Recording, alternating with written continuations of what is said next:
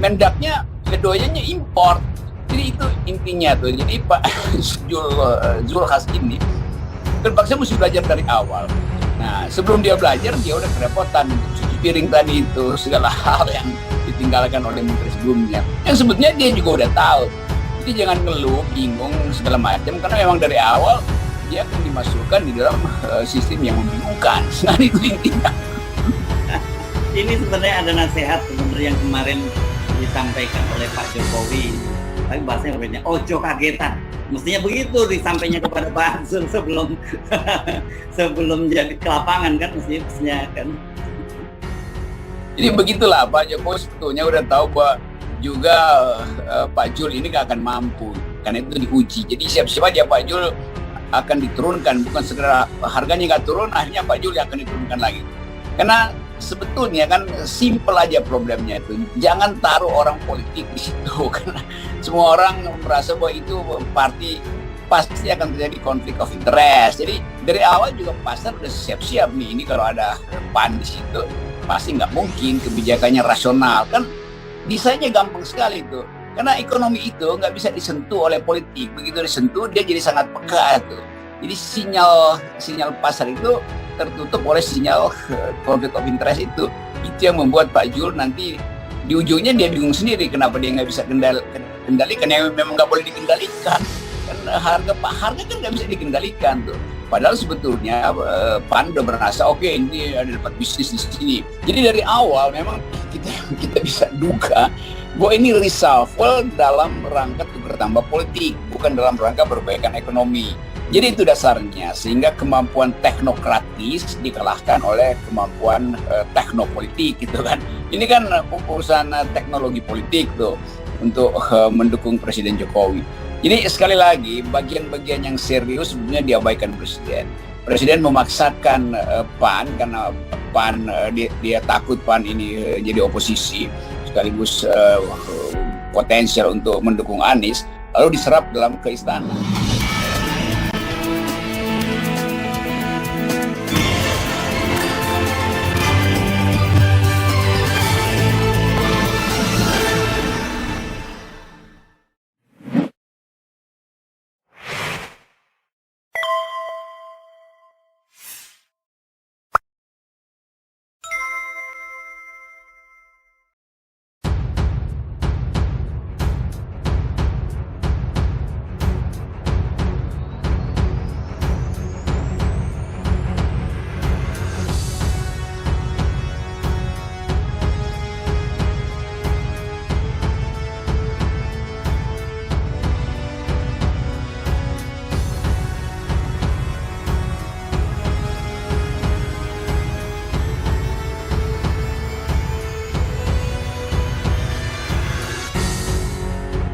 Pengamat politik Rocky Gerung mengungkapkan bahwa reshuffle kabinet itu mempunyai legitimasi bila kondisi ekonomi semakin membaik.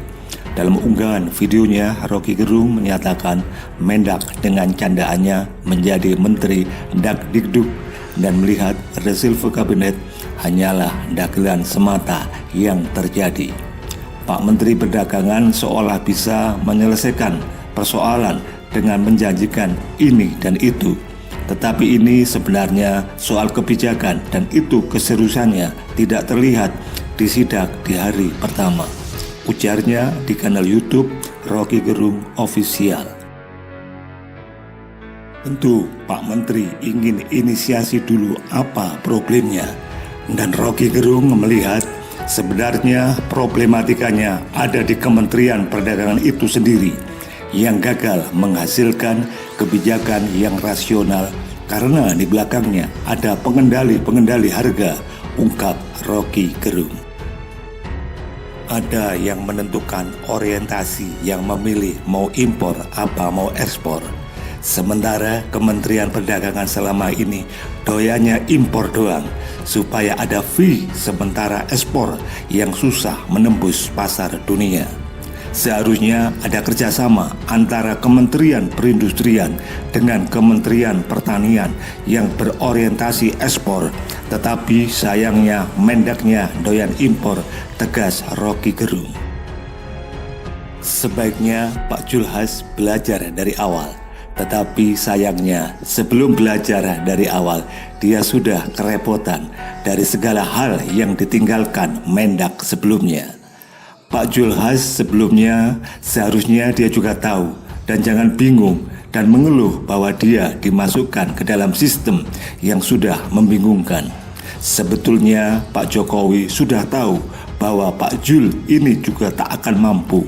Karena itu dia diuji, jadi siap-siap saja kalau Pak Jul akan diturunkan, bukan harganya yang diturunkan, tetapi Pak Jul sendiri yang akan turun, ujar Rocky Gerung.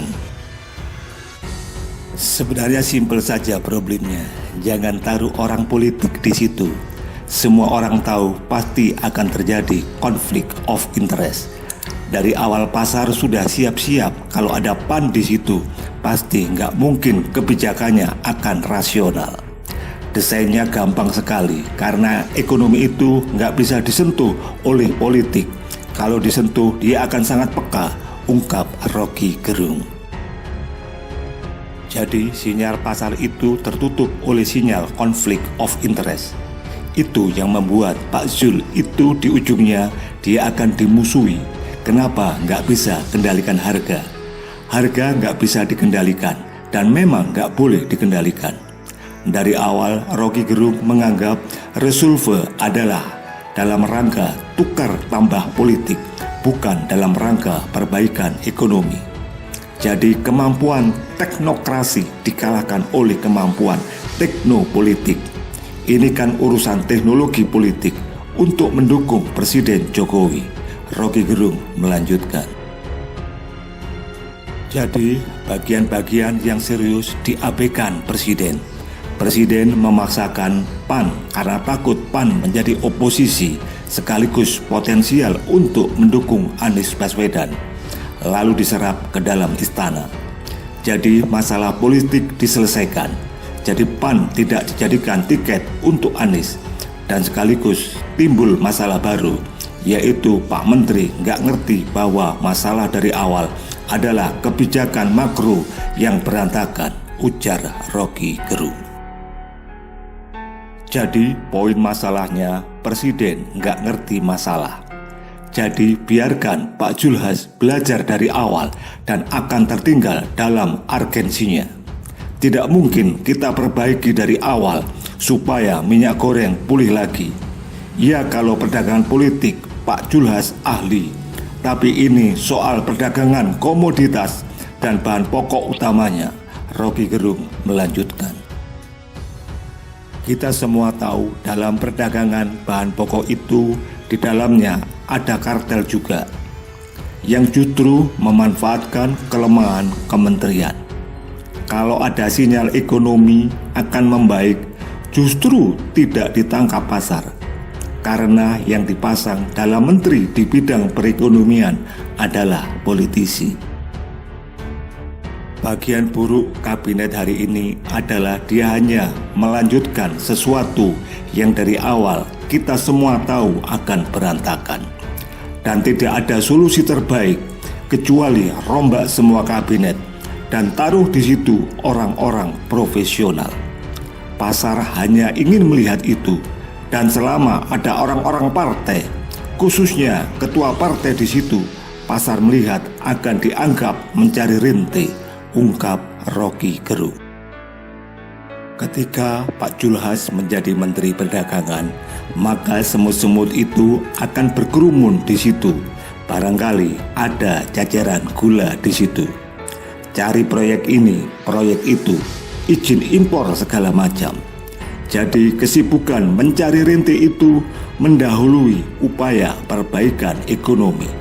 Itu konsekuensi dari menteri yang berasal dari partai politik. Kesalahan ada di mana? Apakah kesalahan itu ada di Pak Julhas? Bukan. Kesalahan itu ada pada Pak Jokowi. Karena dulu Pak Jokowi pernah janjikan kabinet ini tidak akan dipengaruhi oleh kepentingan politik. Bahkan kabinet ini tidak akan memasukkan para politisi. Dan setelah 7 tahun janji itu menguap saja, ujarnya. Pak Jokowi nggak mungkin mempertahankan janji itu karena Pak Jokowi sendiri diasuh oleh para pengusaha.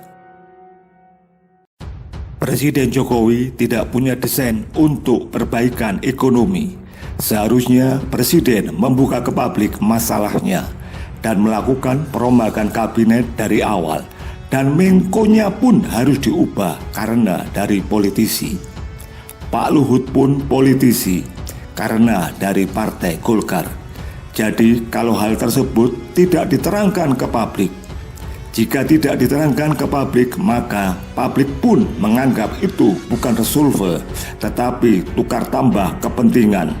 Dan dibaliknya ada sogok menyogok, proyek dan lain sebagainya, ujar Rocky Gerung. Dari awal Rocky Gerung melihat resolve ini tidak ada arahnya. Hanya 2 menteri saja yang diresolve. Sementara masyarakat ingin melihat hal yang lebih penting, orang di belakang kabinet ini. Kepentingan-kepentingan itu yang tidak disentuh Pak Jokowi. Dan lebih memilih cara yang aman, yaitu cara yang diasuh oleh oligarki. Masalah kita sebenarnya yang diresolve itu oligarkinya, bukan kabinetnya. Menteri Perdagangan sebelumnya, Pak Lutfi, sebenarnya lebih rasional dalam melihat ekonomi. Karena dimensi politiknya kurang dan disokong oleh oligarki, hanya itu masalahnya. Pak Julhas justru terbalik, berupaya menunjukkan kepemimpinan partainya, kemampuan manuver politiknya, lalu dapat jabatan itu, ungkap Rocky Gerung.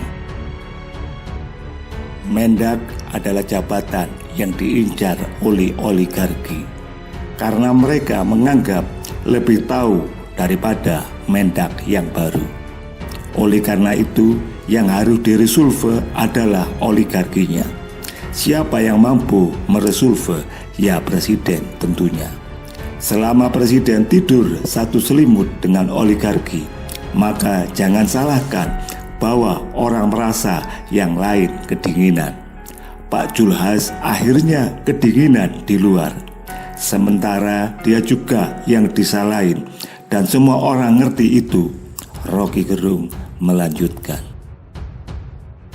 Rocky Gerung menyampaikan keluhan yang datang dari Mendak yang lama, bahwa Pak Lutfi sebagai Menteri Perdagangan yang disuruh mencari rente dan sekaligus diasuh oleh oligarki. Padahal ia mengeluarkan kebijakan yang masuk akal, lalu ditegur oleh Presiden. Jadi kebingungan itu berlangsung karena konsep memerintah itu tidak ada pada Presiden. Sementara Pak Lutfi sudah menjadi keset dan keset itu sedang diseret ke kejaksaan.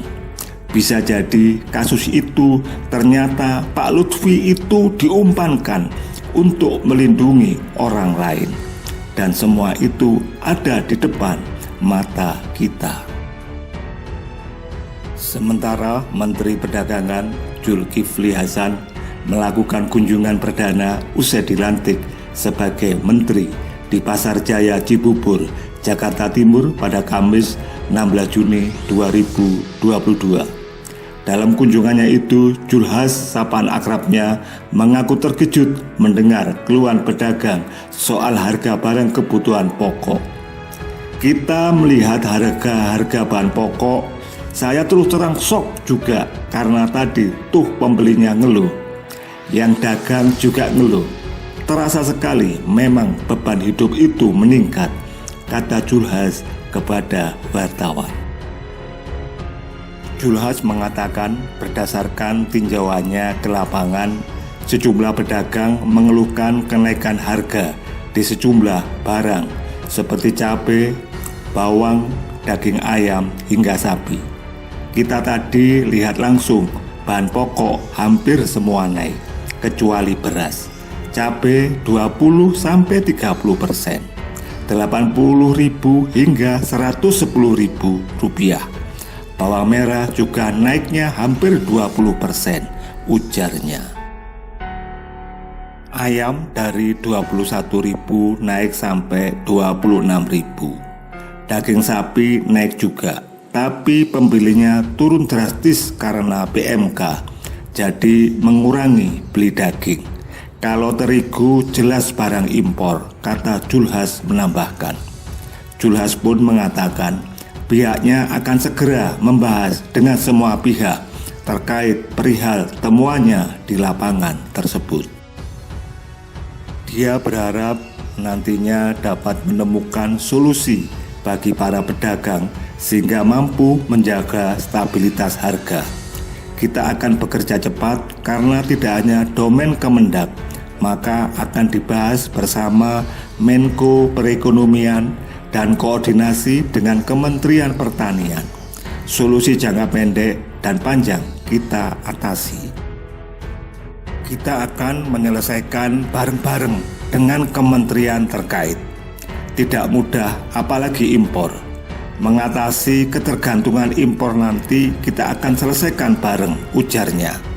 Adapun dalam kunjungannya itu, Julhas didampingi oleh Sekretaris Jenderal Kemendak, Suhanto, dan sejumlah pejabat Kementerian Perdagangan, serta Direktur Utama PD Pasar Jaya, Arif Nasruddin.